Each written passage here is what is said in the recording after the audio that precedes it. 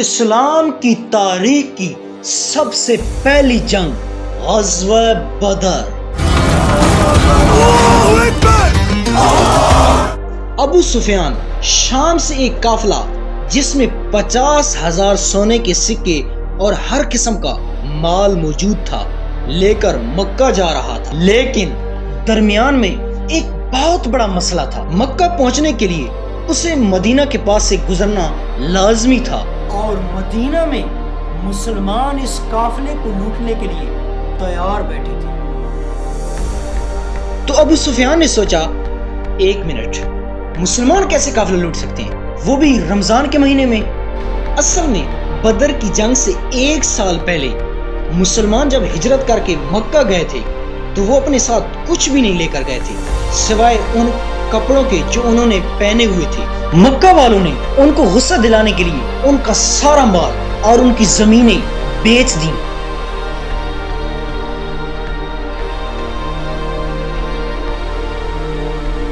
اور یہ وہ قافلہ تھا جس میں بہت سارا سامان وہ تھا جو مکہ کے مسلمانوں سے لوٹا گیا تھا۔ تو مسلمان لوٹ نہیں رہے تھے بلکہ اپنے سے لوٹے ہوئے مال کا بدلہ لے رہے تھے۔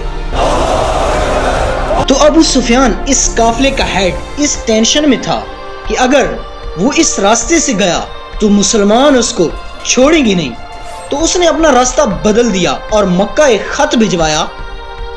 تو جیسے وہ شخص مکہ پہنچا اور زور زور سے چیخنے لگا کہ ہماری مدد کے لیے آؤ۔ مسلمان فوج آلریڈی قافلے کو روکنے کے لیے نکل چکی تھی۔ ابو جہل نے اس قاصد سے پوچھا کتنے آدمی تھے، تو اس قاصد نے کہا آلموسٹ کوئی 313 ہوں گے۔ تو ابو جہل نے کہا ہم 1000 لوگ لے کر جائیں گے۔ پھر اس نے پوچھا کتنے گھوڑے تھے اور کتنے اونٹ تھے، تو اس نے کہا کوئی آلموسٹ 2 گھوڑے اور 70 اونٹ تھے۔ ابو سفیان کا قافلہ مین روڈ کو چھوڑ کر کوئی اور راستہ اختیار کیا اور مسلمانوں کی فوج سے بچ کر بھاگ گیا۔ لیکن ابو جہل نے کہا مگر قافلہ بچ بھی جائے ہم ان مسلمانوں کو نہیں چھوڑیں گے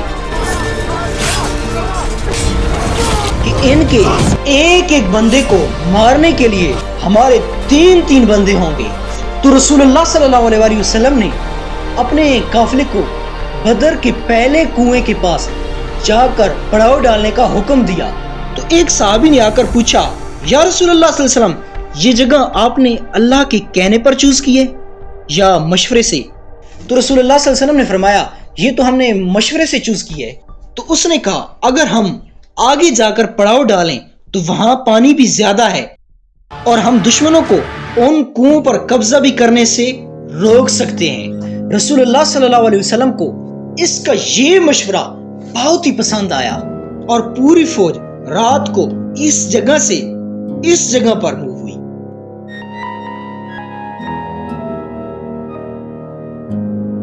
دوسرے دن جب ابو سفیان کی فوج سامنے آئی تو وہ مسلمانوں کی فوج سے 3 گنا بڑی تھی۔ Utbah a very rich Meccan businessman اپنے بھائی اور بیٹے کے ساتھ جنگ میں سامنے آیا اور مسلمانوں کو چیلنج کیا کہ کوئی ہے جو ہم سے لڑائی کر سکے۔ مدینہ کے 3 انصاری ان سے لڑائی کرنے کے لیے سامنے آئے۔ تو عتبہ نے کہا یہ کون ہے؟ ہمیں اپنے بھائیوں کے سر کاٹنے ہیں جنہوں نے ہمارے آباء و اجداد کے ریلیجن سے بغاوت کی ہے۔ حضرت حمزہ، حضرت عبیدہ اور شیر خدا حضرت علی رضی اللہ تعالیٰ عنہ سامنے آئے اور لڑائی شروع ہوئی۔ حضرت عبیدہ زخمی ہوئے لیکن عتبہ،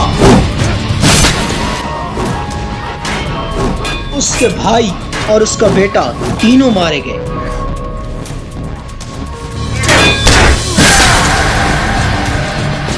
عتبہ کا بیٹا حذیفہ جو کہ مسلمانوں کی فوج میں تھا، اس کی آنکھوں کے سامنے اس کے باپ، بھائی اور چچا کو مار دیا گیا، لیکن وہ مسلمانوں کے فوج میں ہی رہا کیونکہ وہ اسلام قبول کر چکا تھا۔ مسلمان یہ بات جانتے تھے کہ ان کی فوج دشمن کے مقابلے میں بہت ہی تھوڑی ہے۔ تو انہوں نے ڈیفینسز اسٹریٹجی اختیار کی کہ ہم لوگ اپنی جگہ سے نہیں لیں گے بلکہ تم لوگ آ کر حملہ کرو گے۔ اسی کے ساتھ ابو جہل نے فل فلیج حملہ کرنے کا حکم دیا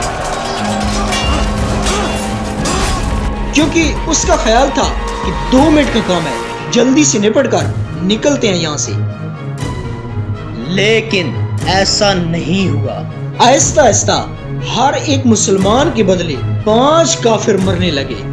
کافروں کی فوج پیچھے ہٹی اور ٹینشن میں پڑ گئی کہ ہم ان سے 3 گنا زیادہ ہیں، لیکن ہم پھر بھی ان کو اپنی جگہ سے ہلا بھی نہیں سکتے۔ مسلمانوں نے اپنی صفوں کو بدلا اور فریش لوگوں کو آ کر سامنے کھڑا کر دیا۔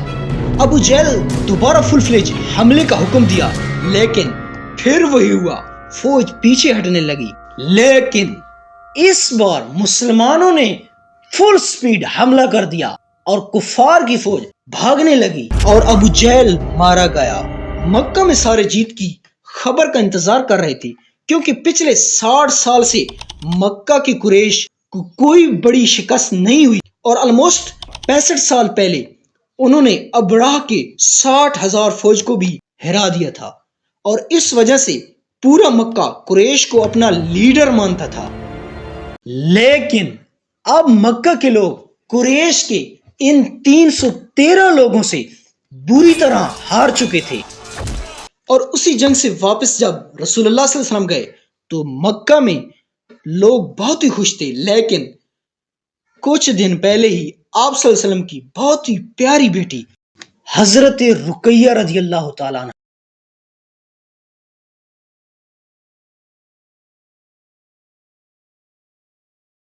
سبسکرائب